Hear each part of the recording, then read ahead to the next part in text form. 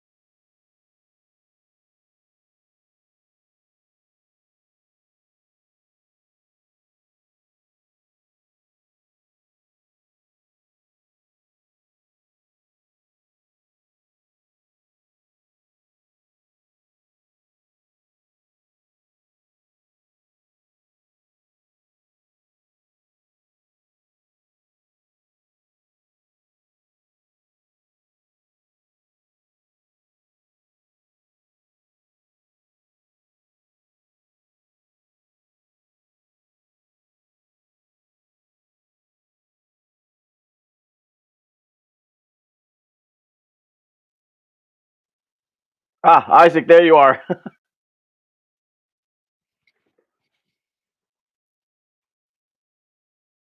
10 minutes Isaac, to one, but that's thank you so much for joining the show. yeah. Is it live? We are actually live right now. Yes, but thank you so much. Oh, I have to watch my mouth. No, it's really okay. You don't have to worry about that. We have a pretty grown up audience, so I think we'll be Yeah. awesome, awesome, awesome. The can I just get a check on your audio really quickly? Because you're not in sync. Neither are you, unfortunately. I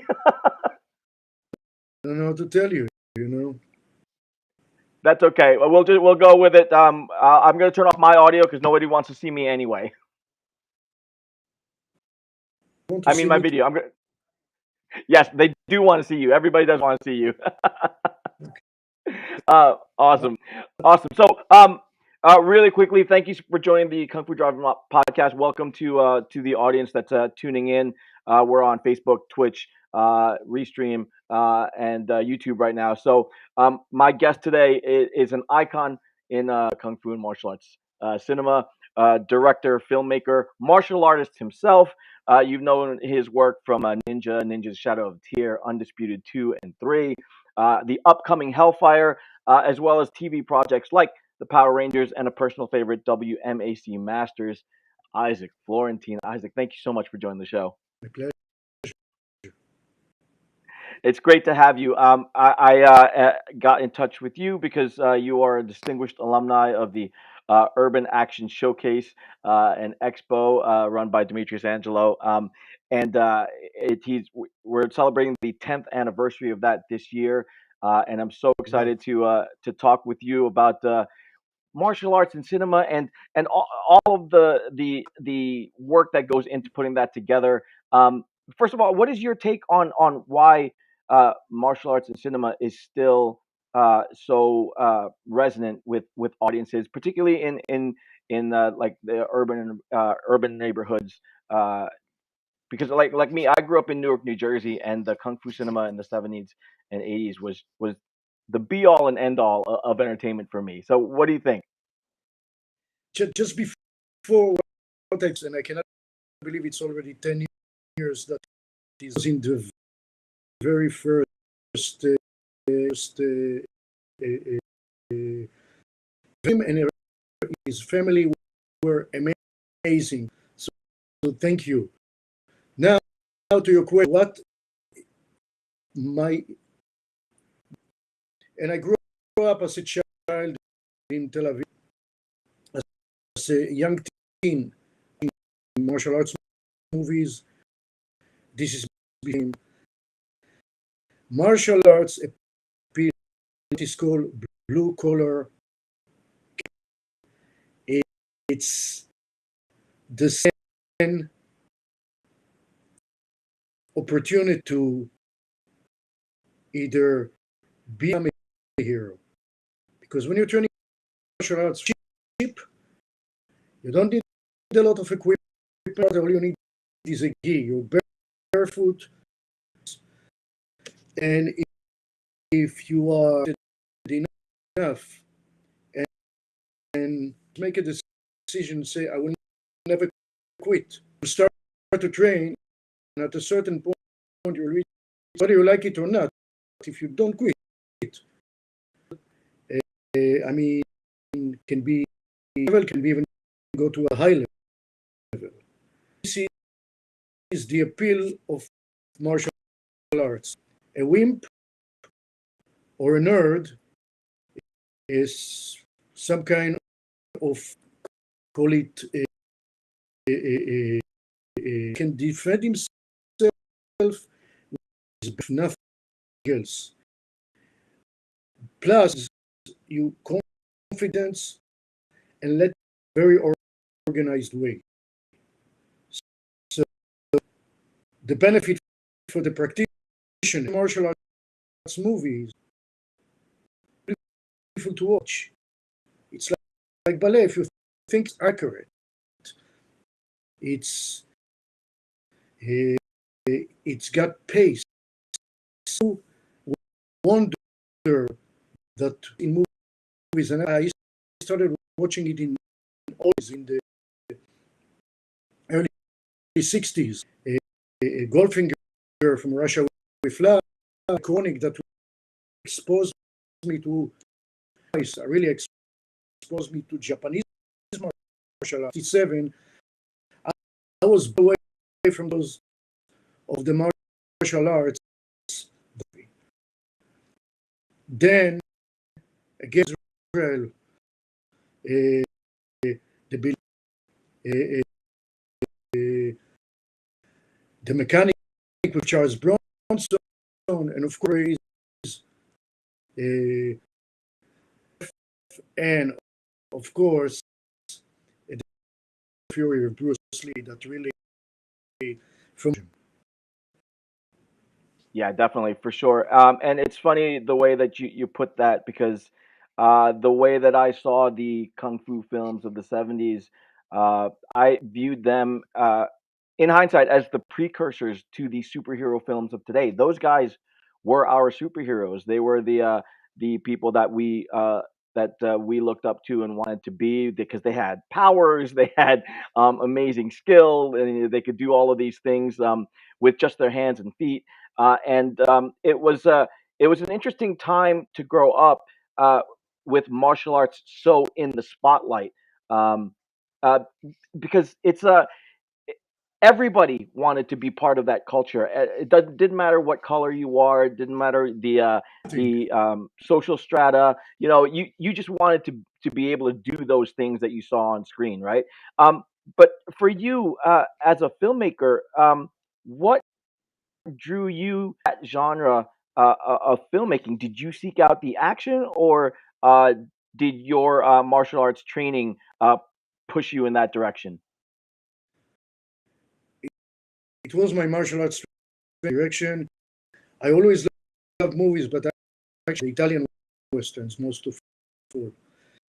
Uh, Fist of Fury, then 14 years old, and I said, in genres, you can really, what I felt were genre or a subgenre action movies, and that you could, and I didn't think about it.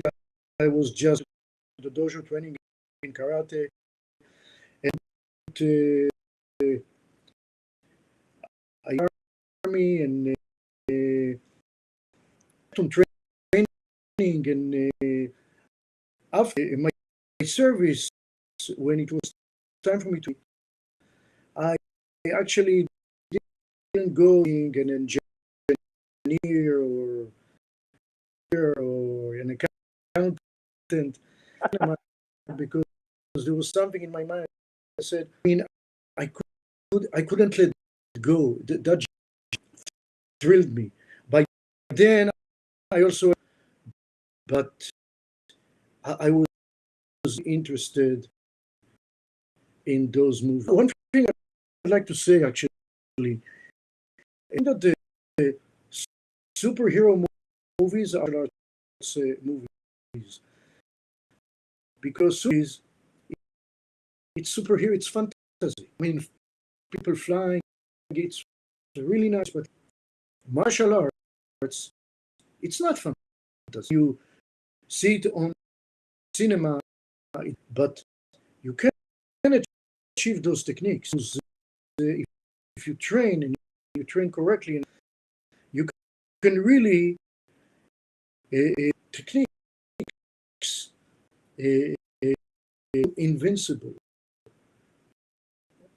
So carry you in the way you conduct yourself. It all comes from martial arts background, which there's nothing to do with superhero. You know, that's a really interesting point. Let me jump on that for a second because um, obviously the physics in superhero films goes completely out the window, right? But knowing that you have those resources, um, and knowing that you like to depict martial arts in a realistic way, using the foundations of martial arts to build those action sequences, have you ever been tempted to uh, use some of those resources, like the full on CGI and the green screen and the LED walls and things like that, to augment the action beyond what is actually physically capable for humans? Just a little bit in one movie, and I didn't like the result and to do it. That's why I did a second that it was 180 to the other direction, realistic. Interesting. I don't like the use. It's very, very, very extremely limited, almost none. I like it the way it is, realistically, because the way when I direct the action, and the action, the fight is being immense, and every segment, the action, not the violence, and I try in each segment cut. So the cinematic tools, but I'm using it or using them. Yeah, yeah. You made a point there about action. When critics see a film that is that plays up the action, there's almost an immediate uh, degradation of quality in their eyes. Uh, right or wrong, that's just something that we deal with. If you throw action into a film, all of a sudden critics will say, you know what, that's never going to win an Oscar. That's not that's not going to be a top film. That kind of thing. Does that bother you? No, the opposite. In the States, there is some respect, but coming from Israel, when I went to film school, and Bergman and Antonioni was considered something that is inferior, commercialistic in a bad sense, and action movies. And people look at me like I'm. The result is, I think, years later, that he's doing films. The reason why I went to film school is because I wanted. So I kind of, I'm not, let's say this, what people say about me, I don't care. I actually until 1990, I think 2000 or 1999, the people, because in the States they went straight to me. One day that I worked with him in power, in high voltage, and in Savat, fantastic. And director is an amazing director. And he says, Isaac, there is a review for one of the show. Oh, is it that bad? And this guy, which was actually an English magazine to Hong Kong movies. So how people are watching my movies. I was like really, I wanted to do. And then I said, wow, pay attention because really, so I know that I'm doing B movies. Ask me which type of movies you do, and I say, oh, I do, but I love it, which is true. Just like there are no small players, there are no small directors, right? B movies or whatever. No, and something that I heard for more than one people. Movies that, let's say, they have an audience. Yeah. But years ago, and we'll watch again the action movies that the longevity it sound is for those people at a certain point they take beer, they watch it and they laugh and they enjoy. Yeah. More than once, you know. There's a place for every type of movie. The only way, the best you can. Big movie, you have to put your one into each and every movie. Sure, sure. Speaking of the legacy of action movies, it's gone on to develop into some really big tentpole type events in entertainment and cinema today. I mean, action coordinators, action directors, stunt coordinators, they're taking taking what was built before and really pushing it to some different heights. The John Correct. Wick series, for example, Jason Bourne, all of those things. They've taken those martial arts uh, kung fu films and developed it into this whole new uh, action language. What is your take on where the action cinema genre is going? So you mention two movies, Bourne and John Wick. Yep. Jason Bourne for me, is because you don't understand what's going on. Breaking all of the cinematic rule of the way, basically stuttering the language. Oh, I got a headache, and for me, it didn't work. John Wick are total different. If you go to the tradition that I came, that's which is you understand who is on the right, who is on the left. You see the beauty of the action. Confused. You are being what has to be emphasized, or go for transition where and it goes back to dance movies. The example, which is true. Take the musical, Jim Kelly dancing, or see them head to toe. It's not you fall.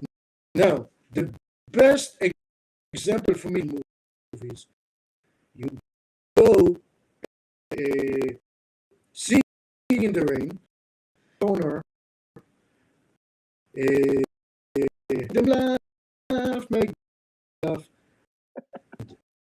It's segment, independent by itself. You see the transition is smooth, doing correct action movie.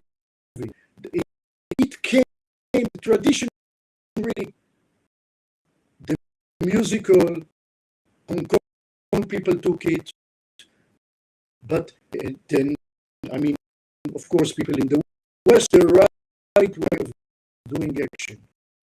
Show the action. Don't overcut actors. Why to cut it in the middle? If you do, or Michael Shea White, and many others, that level and high. There's so many names. But kill. Just compose the. It's hard to do it. I'll tell you why, because they're not really hitting. So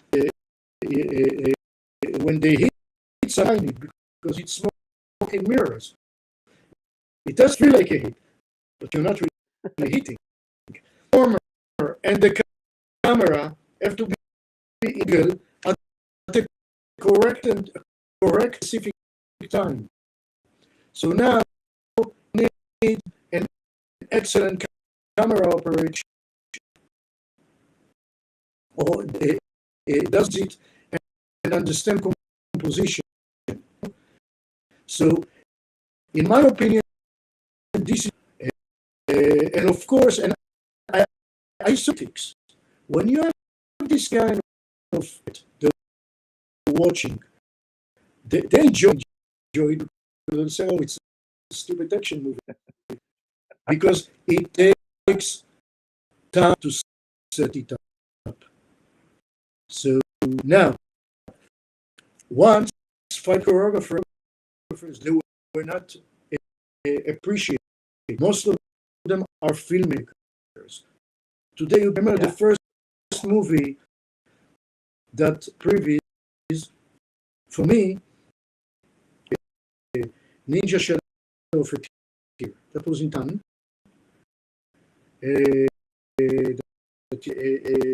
From Sweden, and he came watch the previews, and I was like amazed. And I told him, I don't have to. You're already positioned. Till then, I was the one doing it. You have ideas, and some things change.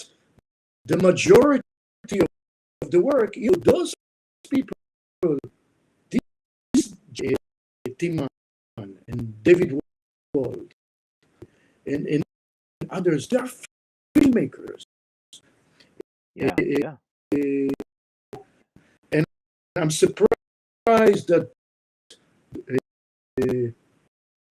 for Oscar prize that 8711, John Wick, and Jay started to direct now, are filmmakers. They are filmmakers. Filmmaking, if you think about it. Yeah, absolutely. And one of the things that I enjoy for this show that I host is I specifically seek out action directors and fight coordinators and fight choreographers because, like you said, these guys, um, it's their vision working with the director that really puts that action front and center. And if they know what they're doing and they're working with the director's vision, that's what really brings that action to life. Um, one of the things that I do harp on that and it's only something that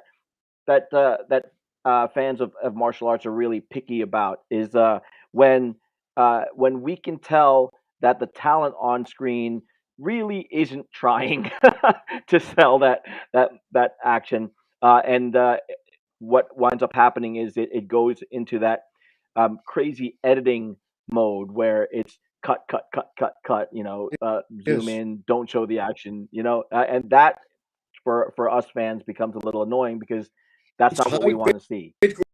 choreography. It also hides. Right, right. Yeah. So,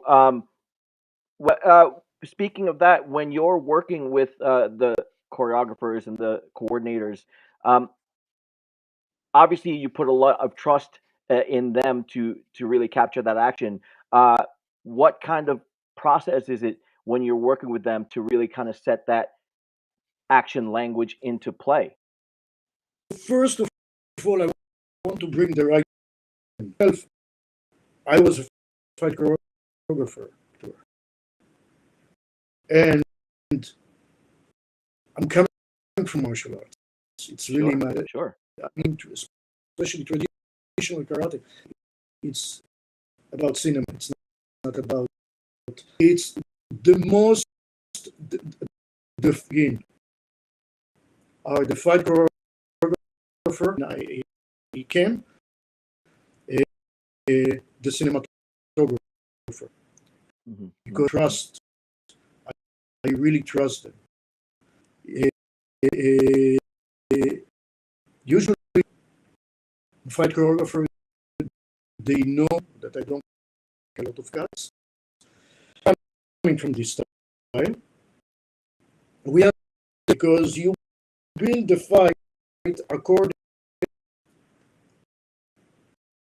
what the is strong, and of course, what is this guy? Is he the bad guy? Is he cocky? Not cocky? So these are elements. From there, they start about which location, because you want to tell our specifications. If you, many times the location we found will dictate fight. Because some kind of low budget movies, some like a set, and many times you have to go with local wherever you find and fight according to those locations.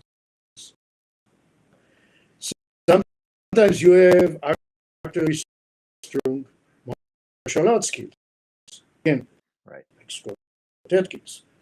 On the other actors that are they have enough experience to learn it and to do it. Antonio Banderas told me, Isaac, I learned choreography very fast. Yeah, I saw that movie before. I heard it before. Choreography once, twice. Last movie I did it with Stephen Lang. He's not young. And he comes to me and says, I say, the young horse, I thought that I am, but he did all of the fights by himself, you know? Wow. And it was tough, and he just, let's do it. And he worked really hard, you know? And it was a pleasure. So you tailor the fight to his abilities. Sure. You actual skill or an unmatched work ethic to learn? I didn't hear you. What goes further for you when you're working with an actor? Actual martial arts skill or an unmatched work ethic to get in there and learn what needs to be learned? Which means you want to the ethics. Of course, if you have. However, what I learned, if they are fully motivated, because martial teaches you put everything to what you do, especially when you do it. So you don't go. You go all in. Yeah. It goes kind of hand in hand. Well, speaking of that, then take me through your martial arts background yourself. You talked about karate, but being from Tel Aviv, was Krav Maga ever part of your training? I started training with judo and karate here, but Krav Maga was kind of very name like orange juice. Krav Maga, we didn't really see it as a style. Okay. Jiu-jitsu, self-defense. I knew this dojo was not far from my house, but for me, the beauty attracted me. However, most there were not a lot of them. Krav Maga courses. Opened my first show. He came to wish me luck. I mean, he came by himself the whole evening, you know, to wish me luck, to get to know me. Over, I knew him very, very well, and his assistant there, Nilov, in my opinion, successor. So Krav Maga is a part, just to quote Imi Lichtenfeld, Krav Maga is a craft. karate Mm. is and saying it. I'm just Mhm. quoting. I started with karate today. That's basically it. I did some, but again, it was supplemental for now. I'm basically that's what I am. I steal the books. Yeah. This Yeah. is all martial arts library. Wow. I have very first from the 60s and library when I gave some of it to the martial arts to my friend Farkas. So Florida. That's So amazing. There was a time where you could only learn martial arts by picking up books, and exactly yeah, that's why I have it. This is how I learn it. I read in English. I use it and official, and there were like two stores in that you it and books of the burning desire to learn it. Of course, you learn the English in school, but who really wants?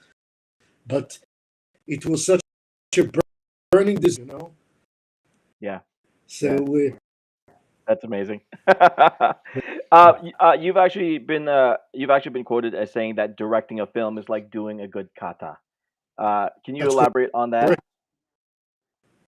Directing is, let's say, look, kata is very kata. When you move into another, it's sharp. It's like a seamless, Yeah. organic, or it has to flow. Last thing is to have some kind of a pace. Bam, bam, bam, bam. Kata has last, same with a scene. So pause a shot. I try to like the technique. The technique. Let's say you don't drop the leg like what they call you chamber back, and you come down. So it's all technique.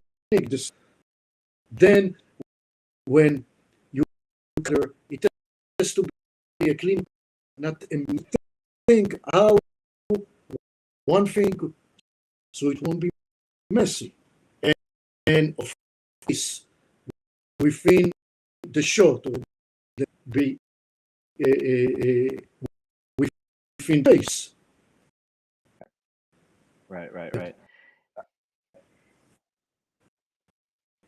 What is your take then on uh, the development of or the depiction of martial arts in cinema today?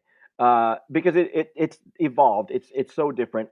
Back in the '70s, that was just that was kung fu, peaking opera style kung fu on display. So it was more like a dance, like you've talked about.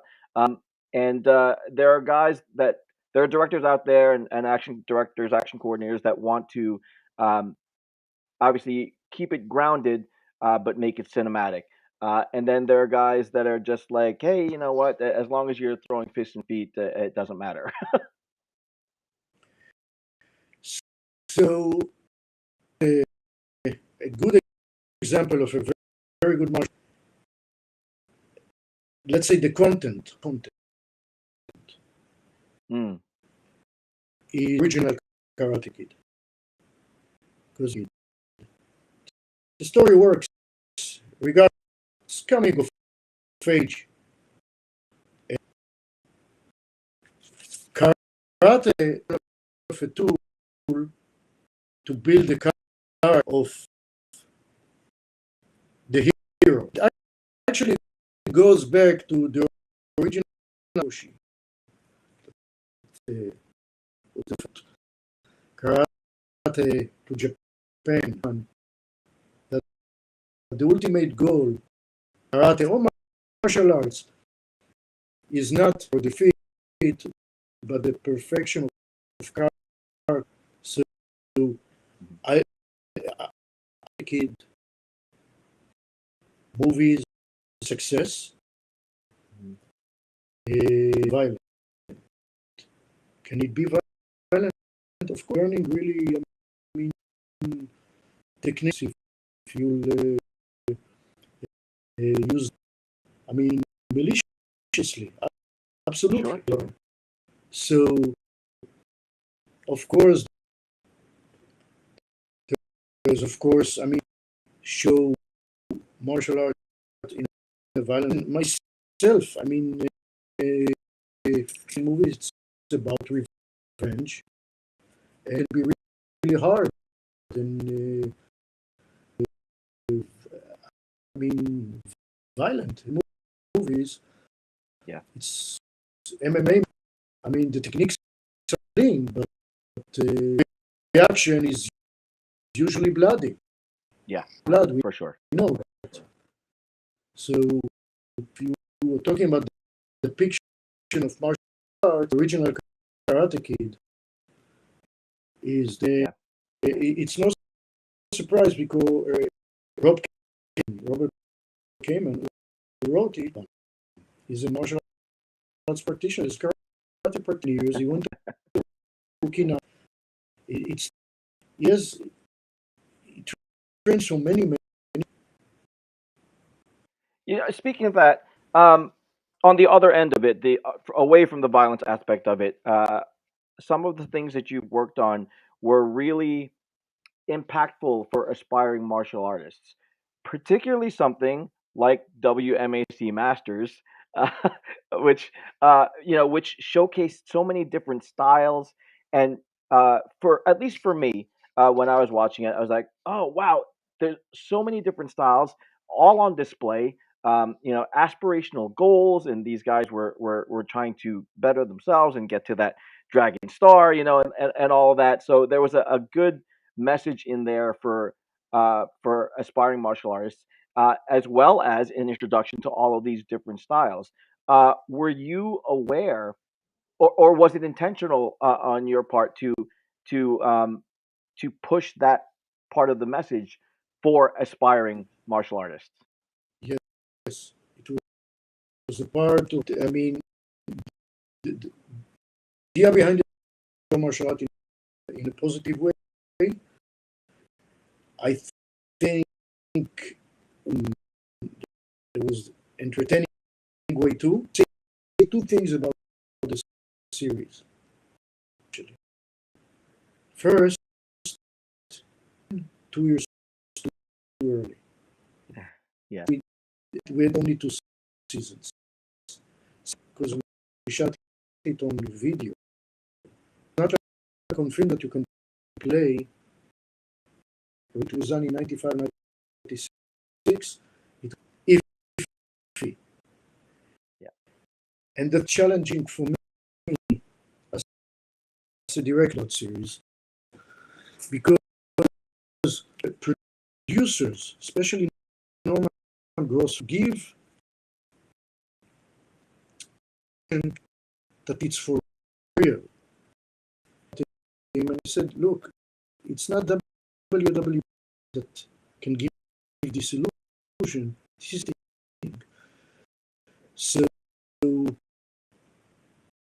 I remember I was thinking, how can I give it an illusion?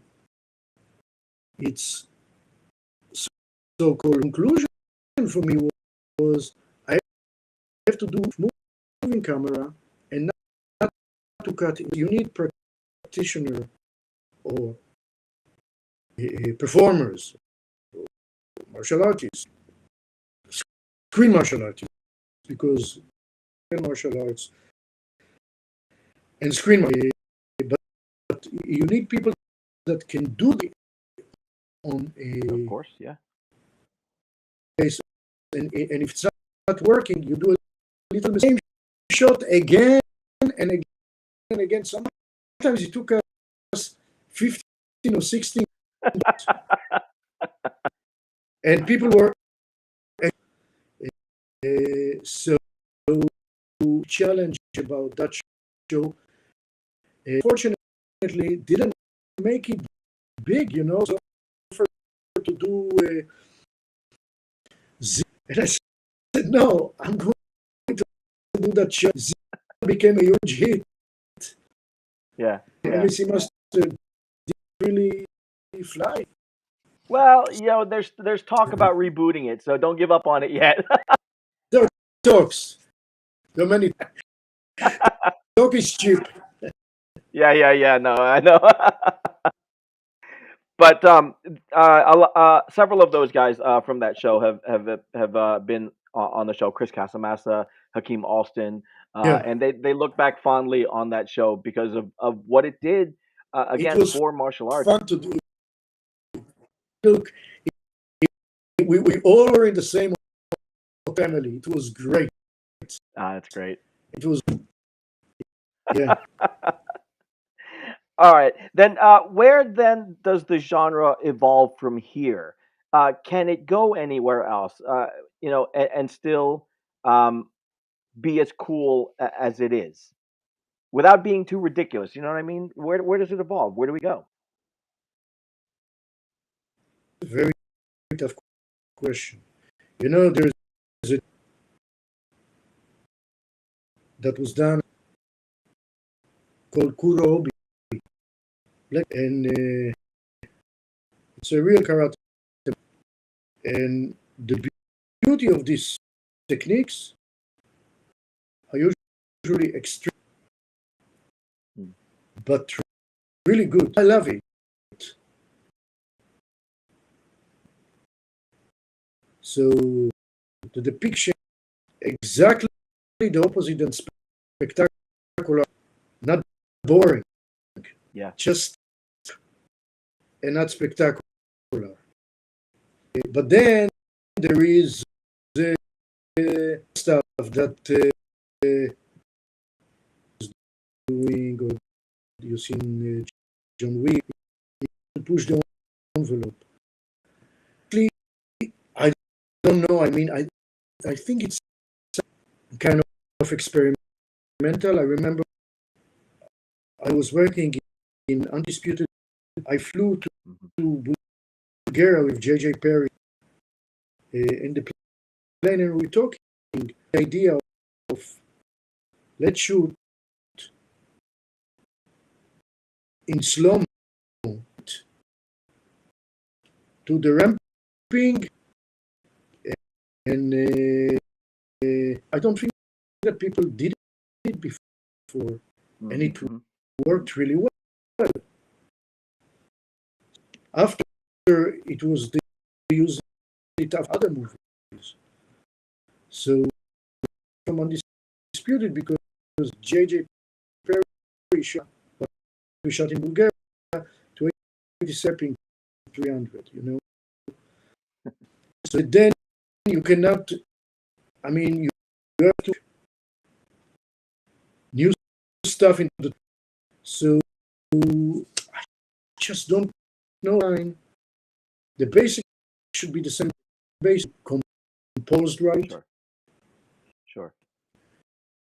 And remember, when you want to glorify the action, certain segment, there is one right way to put the camera, glorify it, to make it look good, because that angle should take at its the beauty, and also should that you're not really hitting. Right. That has to be, so the basic will always. By the way, that correcting that is obvious, because when I came to LA, first movie, and my second movie, under the impression of, let's do it, and cool in then Super 8 millimeter. Right. What do you mean do a master of the fight? It will not become tire, and by the third, what are we doing? Absolutely, that was the mindset then, and I went against the grain because it makes sense to me. Yeah. So remember, I was arguing with actors. Let's go say, I want a master. I said, you want a master. So we won't argue. Let's do one master. Now let's do it the correct way. So it was like, instead of arguing what they want and get what you really Machiavellistic when you're doing. Yeah. You mentioned J.J. Perry there. Are there action directors, fight coordinators that you really want to work with that are doing some great things currently? People, I'd like to work with them again. Yeah. I mean, I work with Sakamoto, with Fuji, with David, Randy Hall, with the last movie also in Hellfire. Bosch was also with Randy Hall. That was the second unit guy. It was the Black Ranger. You see, Nice. he comes and it's fantastic, and he made fantastic, amazing. So, Talk to me more then about Hellfire. So it's really a low budget movie that, and because it was not the organization was a bit messy. I really had to sing it. So we were lucky to have a really fantastic cast, hard, and a good crew. Even though it was sometimes messy, everybody was positive. There was no negativity. So you say, okay, we do what we can. So I think the post brought it. I had a fantastic. It's our 10th movie. It's amazing. Very good cast. Yeah, and some skill there too. Yes, Johnny Young Bosch, but slang. I also did a cameo in Harry Nice. Keitel. So and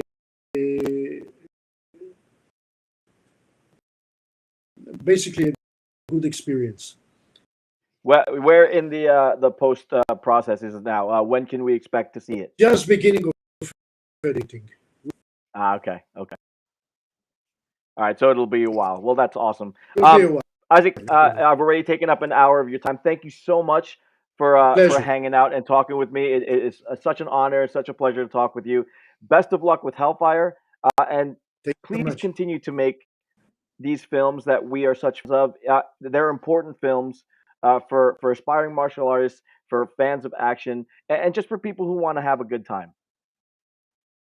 As long as people do them.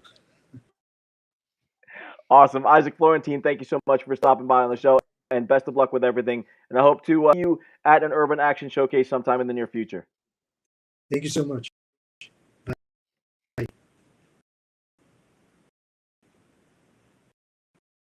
I lost you.